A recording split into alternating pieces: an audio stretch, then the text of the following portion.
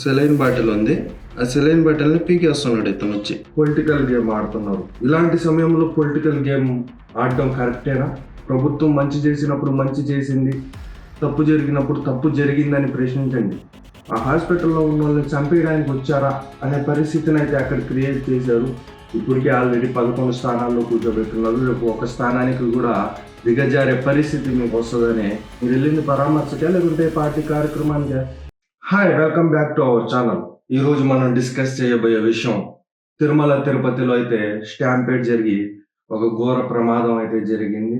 అనుకోని సంఘటన జరగడం, దానికి ప్రభుత్వం స్పందించి అనుకూలంగా తన వంతు తన ప్రయత్నం, నష్టపరిహారం మరి ఆ గాయపడిన ప్రతి ఒక్కరికి అండగా నిలబడింది. కానీ ఇక్కడ ఒక్కొక్కరు ఒక్కొక్క రకంగా పొలిటికల్ గేమ్ ఆడుతున్నారు. ఇలాంటి సమయంలో పొలిటికల్ గేమ్ ఆడడం కరెక్టేనా?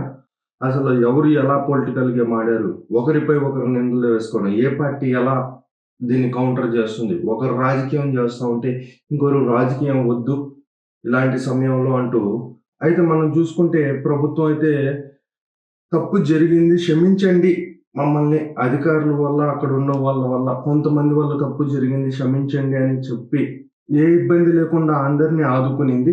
అయితే ఎవరు ఎలా పాలిటిక్స్ చేశారో మనం ఈ వీడియోలో ఇప్పుడు తెలుసుకుందాం. ముందుగా జగన్ గారికి అలాగే వైసీపీ నాయకులకి నేను ఇచ్చే సలహా ఏంటంటే, ఇలాంటి సమయంలో రాజకీయాలు చేయడం కాదు, వీలైతే సాయం చేయండి. అంతేగాని ఇలా ప్రెస్ ముందుకు వచ్చి అక్కడికి వెళ్ళి హడావిడి చేయడం వల్ల ఏమి రాదు.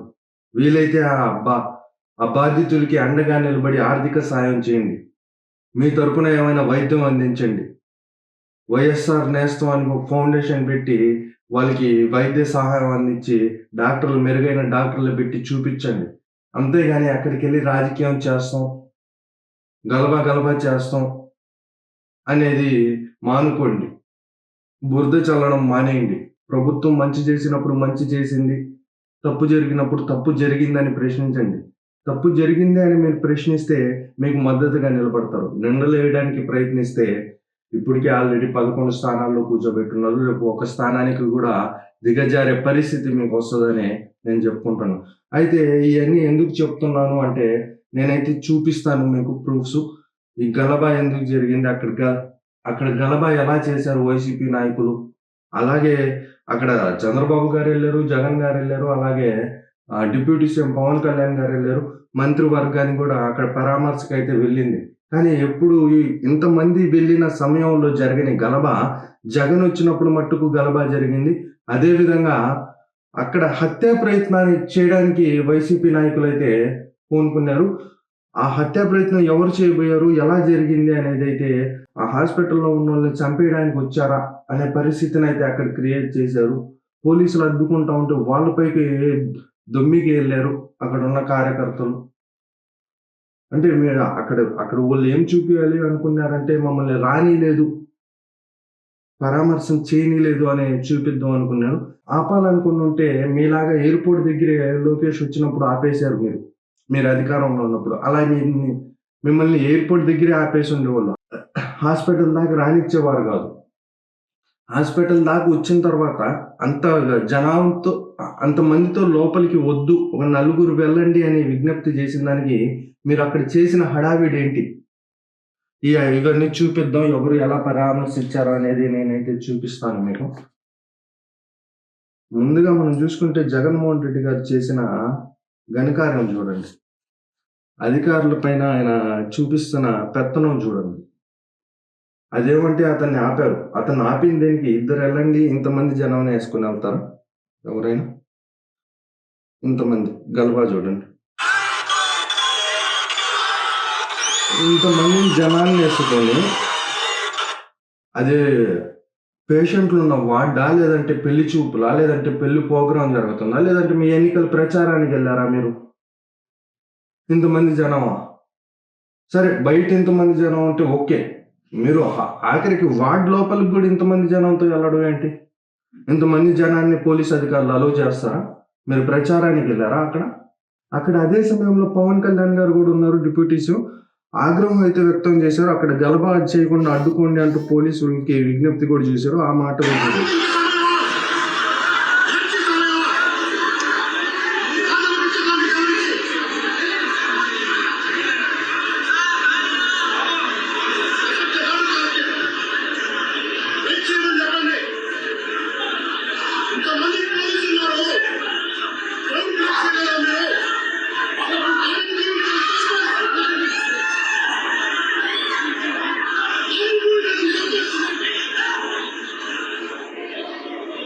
పవన్ కళ్యాణ్ గారు అయితే చాలా సీరియస్ గా వార్నింగ్ అయితే ఇచ్చారు.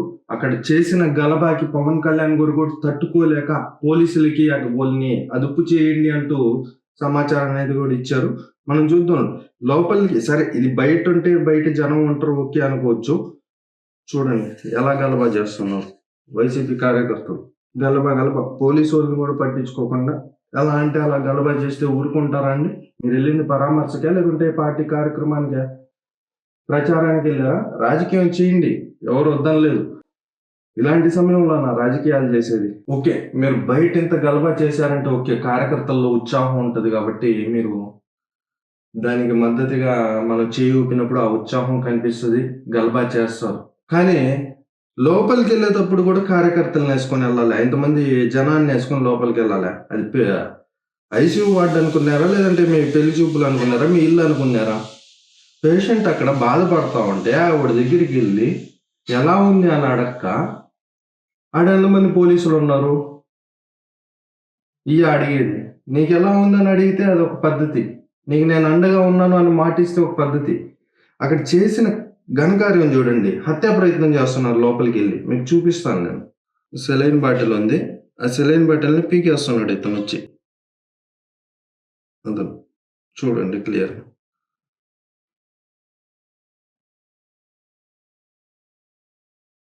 ఇంతమంది జనం అవసరమా లోపల? వార్డు లోపల నలుగురు వెళ్తే సరిపోద్ది కదా. ముఖ్య నాయకులు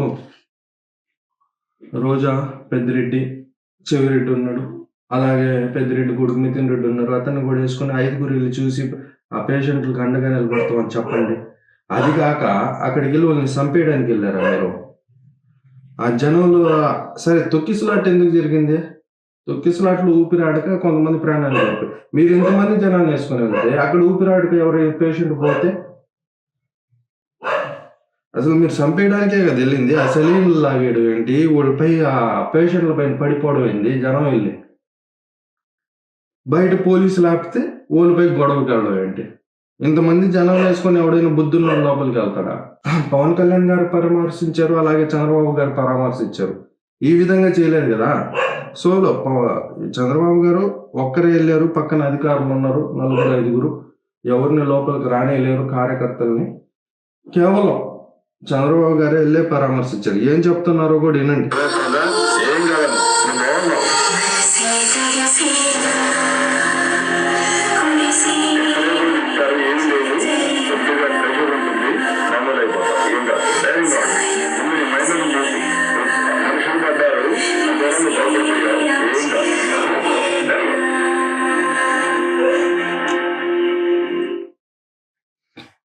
నువ్వు ధైర్యంగా ఉండమ్మా, నీకేం కాలేదు అనే భరోసా ఇస్తున్నారు. నీకేమైనా అయితే మేము చూసుకుంటాం, ఖర్చులన్నీ మేము భరించుకుంటాం అని భరోసా ఇస్తా ఉంటే మీరు అక్కడికి వెళ్ళి అంతమంది జనాన్ని వేసుకొని వెళ్ళి లోపలికి అక్కడ ఉన్న వాళ్ళని చంపేయడానికి ప్రయత్నించి మీరు